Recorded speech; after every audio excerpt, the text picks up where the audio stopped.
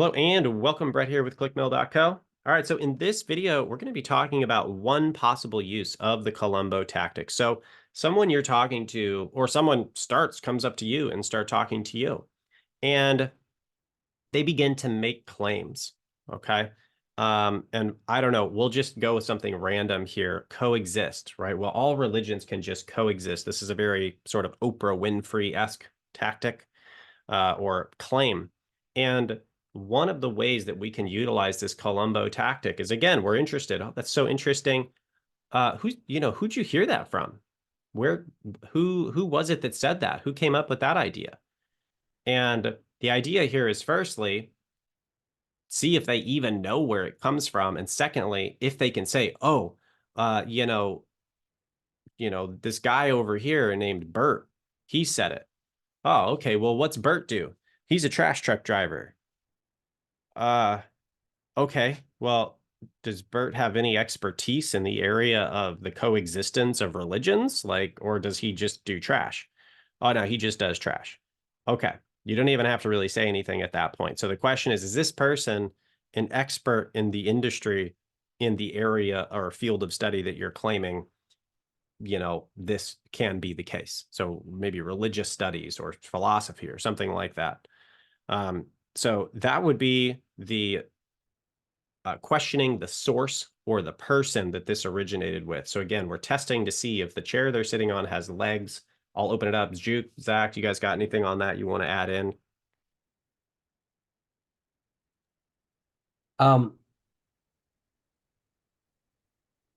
so like another example might be um somebody says, well, why would you why would you believe in a fairy tale? Like that has a bunch of assumptions to it, and so you could say, well, why instead of trying to back, or why would you could say, why would you call it a fairy tale? In what ways are the New Testament documents and um congruent with fairy tales? So now they have to provide reasons Yep. and some sort of a basis for their statement. Or someone could say, well, the New Testament was written hundreds of years later. Or Constantine's the one that put together the New Testament in 325 AD, and you could say, well, where did you hear that from? Well, the Da Vinci Code. Okay. Or The movie The Da Vinci Code. yeah. And Sorry, you so got me. again, you're just asking a question to kind of disarm them, and you truly are curious, but as you mentioned before, the majority of the time people do not actually have legs to stand on with Right, their beliefs and worldviews. They haven't really thought about them very much. right. And one of the things that I think that I'll point in on there, Jude, because you made a cool statement there, that I now don't remember already. I'm forgotten, but you made a presuppositionary claim, right? You made a what's called a slipped premise. What was the one you used? Oh, The the Fairy first, tale. Bible's a fairy tale, right?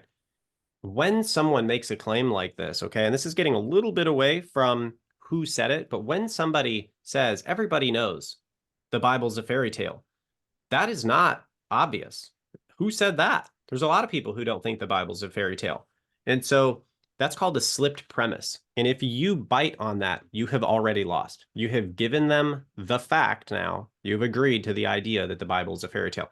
Well, actually, um, and then you start trying to justify why it's not a fairy tale. You have now assumed with them that it is a fairy tale, and it's a point you even need to argue. So if they give you a slipped premise, you don't answer the question. You say, who said it's a, so in this case, we're going with Columbo tactic for the person that originates the question. So it's, who said it's a fairy tale? And now they've got to back it up. Well, everybody knows. I don't believe it's a fairy tale. Who's everybody? And now you've got them in a corner where now they have to justify the claim that they've made that they don't have a source for. Now, moving backwards further, let's say they do say there's a source. Oh, well, I read Richard Dawkins' book, The God Delusion, and he said it's a fairy tale. Oh, great. Okay, so you know Richard Dawkins. Tell me more about his position on the fairy tale. And you just get all the information you can get and see how substantial the argument is there. Now, when you back it up far enough, if you can figure out what Richard Dawkins' position, or maybe you already know it, on God being a delusion is and why he thinks it's a fairy tale, then you can start pulling out some information that would help them to understand why his argument is not very founded, or maybe is weak in some areas or whatever it is. So this would be using the Columbo tactic to say, what's the source? Who said whatever it is you're sort of espousing? Anything else before we move on, guys? Good. Okay, sweet. In the next video, we will continue to look at the Columbo tactic, and we're going to specifically be asking what the source or medium of the information is and whether that's reliable. So we will see you there. God bless.